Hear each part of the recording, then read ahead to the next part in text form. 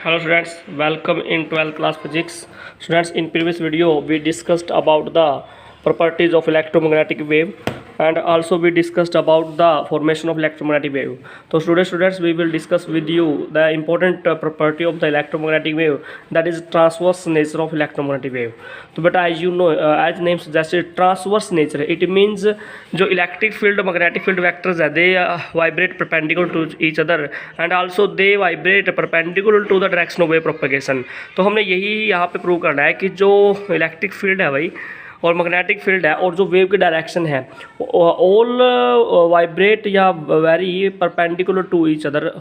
Okay, तो electric field भी magnetic field के परपेंडिकुलर है और वेव वेक्टर के परपेंडिकुलर है, मैग्नेटिक फील्ड भी ऐसे ही है.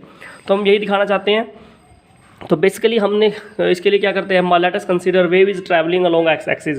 तो हम मान के चलते हैं कि बेटा कि जो वेव है वो एक्स एक्सिस में ट्रैवल कर रही है और हमने ये पैरेललोपाइप्ड लिया है O A B C D E F. Okay, तो O A B C D E F G एक पैरेललोपाइप्ड है और इसमें हमने एक्सिस दिखाई हैं, X axis Y axis Z axis, ये सारी एक्सिस दिखाई हैं भाई. तो इस पैरेललोपाइप्ड के अंदर अगर देखा जाए तो मान के चल रहे हैं कि wave is travelling along x axis. तो जो वेव वेक्टर है वो एक्स एक्सिस में ही है भाई. और इलेक्ट्रिक फील्ड भी हम मान के चलते हैं, मान लेते हैं कि जो वेव है वो एक्स एक्सिस में ट्रैवल कर रही है, बट इलेक्ट्रिक फील्ड भी आपने किसके अलोंग लगा दिया भाई, एक्स एक्सिस के अलोंग अप्लाई कर दिया. Electric field is also along x axis.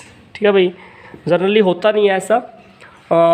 इसका सरफेस एरिया कितना बेटा एस और इसका भी सरफेस एरिया कितना है भाई एस. ओके, तो बेटा ये क्या है, अगर हम गोज थ्योरम अप्लाई करें, applying Gauss theorem from the Gauss theorem what you know, हमें पता बेटा close surface of integral over the close surface that is equal to 1/एप्सिलॉन time to charge enclosed by that surface. तो बेटा ये था आपका गोज थ्योरम और ये सरफेस कौन सा बेटा ओ ए बी सी, उसके बाद क्या भाई D E F ji.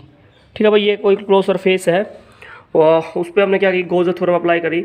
But बेटा inside the parallelepiped charge is zero. बेटा इनसाइड पैरेललोपाइप्ड की बात करें, इनसाइड पैरेललोपाइप्ड क्या हुई जीरो, चार्ज कितना भाई जीरो है. अगर चार्ज जीरो है तो हम यहाँ पे पुट करेंगे क्या की वैल्यू जीरो पुट कर देते हैं. तो यहाँ पे कितना आएगा बेटा E dot D S equal to क्या की वैल्यू जीरो, तो ये वैल्यू जीरो हो जाती है भाई. और ये क्या है आपका O A B C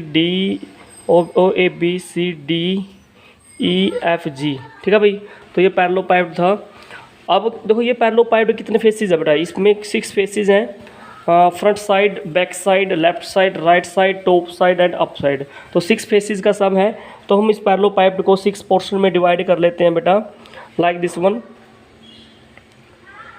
E dot D S plus E dot D S plus E dot D S 6 उसमें डिवाइड करेंगे इसको, ई डॉट डी एस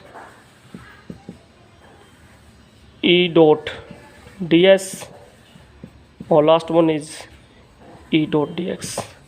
और सभी को किसके इक्वेट कर देंगे भाई, जीरो के इक्वेट कर देंगे.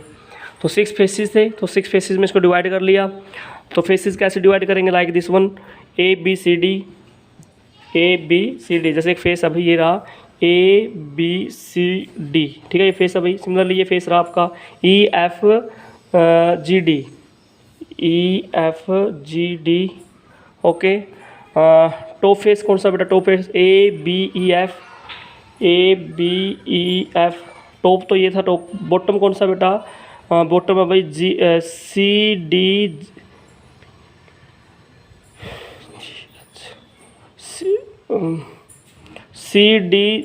जी एच. कितना बेटा सी डी जी एच. अब टॉप हो गया बेटा और बॉटम हो गया. फ्रंट साइड कितना बेटा ए एफ जी एच. और बेटा बैक साइड कितना है बी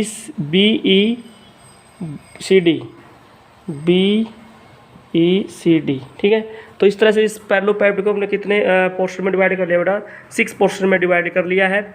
बट यहाँ पे चेक करें बेटा, इलेक्ट्रिक फील्ड आपका एक्स एक्सिस में है और वेव वेक्टर भी आपका एक्स एक्सिस में है।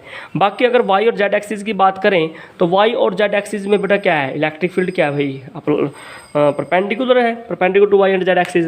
तो इसका मतलब इलेक्ट्रिक फील्ड सिर्फ एक्स एक्सिस में भाई, वाई और जेड में इलेक्ट्रिक फील्ड कितना बेटा, 0।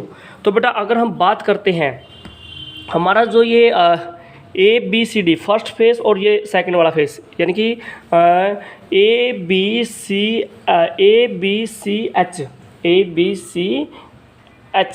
ये वाला फेस, ABCH ये वाला जो फेस है टोटल, ये फेस आपका क्या हो जाता है भाई, 0 हो जाता है। नहीं सॉरी, ये फेस और ये फेस दोनों को कंसीडर करेंगे, बाकी सभी फेस पे भाई वैल्यू कितनी आएगी, 0 आएगी। क्यों?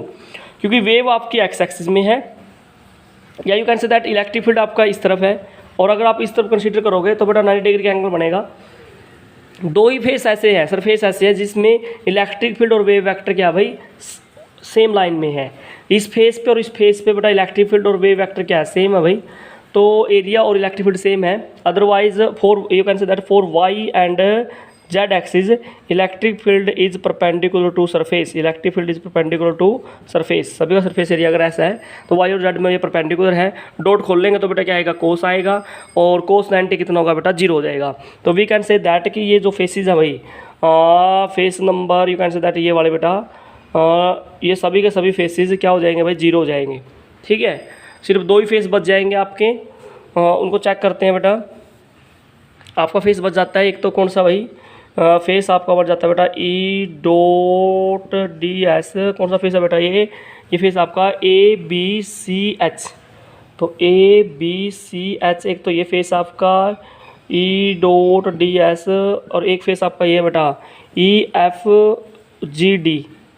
EFGD। किसके इक्वेट कर दे बेटा, 0 के इक्वेट कर देते हैं इनको। ठीक है, तो अब इनको बाकी सभी क्या भाई, उनकी वैल्यू 0 जाती है। अब इसको सोल्व करते हैं हम। देखिए बेटा यहाँ पे देखिए, जब इसको आप सोल्व करोगे तो ये आ जाएगा ABCS पे इलेक्ट्रिक फील्ड की वैल्यू कितनी है बेटा, EX, तो DS कोस 0। ठीक है बेटा, कोस 0, क्योंकि यहाँ पे देखा जाए इलेक्ट्रिक फील्ड और जो एरिया वेक्टर है वो सेम एक्सिस में है बेटा, तो एंगल कितना आएगा, यहाँ पे 0 आ जाएगा। इसको खोलिए बेटा, EDS, और यहाँ पे फेस पे EX डैश है बेटा इलेक्ट्रिक फील्ड, कोस 180 डिग्री, यहाँ पे 180 डिग्री है बेटा। यहाँ इस फेस पे देखिए, इस फेस पे इलेक्ट्रिक फील्ड इस तरफ है बेटा, और एरिया वेक्टर इस तरफ है, एरिया वेक्टर इस तरफ है, इलेक्ट्रिक फील्ड इस तरफ है भाई। दोनों के बीच में एंगल कितना बेटा, 180 डिग्री, तो कोस 180 दैट इज 0। तो बेटा कोस 0 1, तो DS सिर्फ EX बाहर निकाल लेंगे, DS का इंटीग्रेशन ऐसा आ जाएगा, प्लस EX डैश बाहर निकाल दिया बेटा हमने, कोस 180 -1, तो यहाँ पे माइनस आ जाएगा, DS का इंटीग्रेशन ऐसा आ जाएगा भाई, दैट इज इक्वल टू 0। तो EXS is equal to EX dash S, S से S कैंसिल बेटा, तो आपका क्या आ जाता है, इलेक्ट्रिक फील्ड जो EX है that is equal to EX dash. इसका मतलब क्या बेटा, इलेक्ट्रिक फील्ड आपका दोनों सरफेसिस पे सेम है। इसका मतलब on both surfaces electric field is same. तो इसका मतलब आप कह सकते हो कि बेटा electric field is not changing, electric field change नहीं हो रहा है। और अगर इलेक्ट्रिक फील्ड चेंज नहीं होता तो ऑसिलेट नहीं कर रहा है। और आपने बता, मैक्सवेल ने और फ्राडे ने ये तो बताया था कि अगर कहीं पे ऑसिलेटिंग इलेक्ट्रिक फील्ड है तो वो ऑसिलेटिंग मैग्नेटिक फील्ड बनाएगा, और जिसकी हेल्प से क्या बनती है बेटा, इलेक्ट्रोमैग्नेटिक वेव बनती है। तो बेटा इसका मतलब ये हुआ कि इलेक्ट्रिक फील्ड वेरी नहीं करता, ऑसिलेट नहीं कर रहा है, क्योंकि सेम आ गया ना, दोनों फेसिस पे इलेक्ट्रिक फील्ड सेम आ गया। तो you can say that electric field is not changing with time, electric field is constant at both surfaces.